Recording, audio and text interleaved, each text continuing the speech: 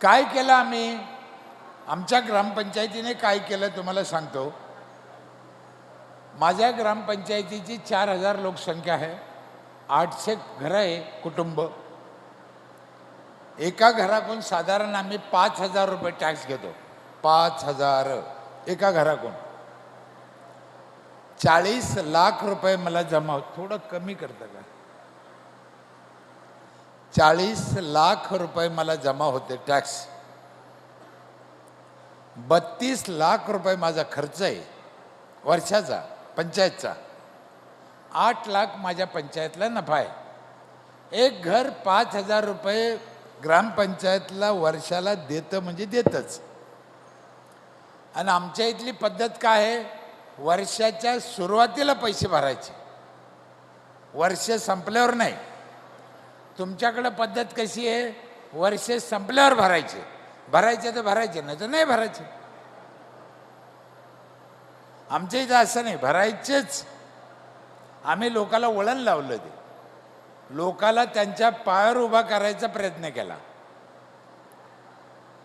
पण लोक 5000 का देते? आमच्या इथे काही ज्ञानेश्वर तुकाराम महाराजांच्या अवलदी जन्माला आल्या का? 5000 काऊन भरते? त्यांना सुविधा पण तशाच आहे. हे जे 32 लाख आम्ही गावासाठी खर्च करतो ना, हे कुठं खर्च करतो माहिती आहे? लोकांसाठी. काय खर्च केलं?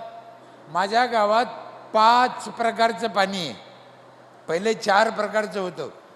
यावर्षी आत्ता चालू केलं 5व्या प्रकारचं. पहिलं पाणी आहे धुण्या भांड्यासाठी, 24 तास नळ आहे, 1 मिनिट बंद नाही, 20 वर्ष झाले. दुसरा नळ आहे जायकवाडी धरणातून आणलेलं, ते 3ऱ्या मजल्यावर जातं पाणी. बाईनं खाली नाही यायचं, पाण्यानं वर जायचं, बगर मोटरचं. तिसरं पाणी आहे एका घराला 20 लिटरचा जार रोज. कोणत्याही पाण्याला पैसे लागत नाही. एकदा 5000 भरलं. जार केवढ्याला येतो? एक 20 म्हणजे महिन्याला 600, वर्षाला 7000. आम्ही घेतले किती? लक्षात येतं?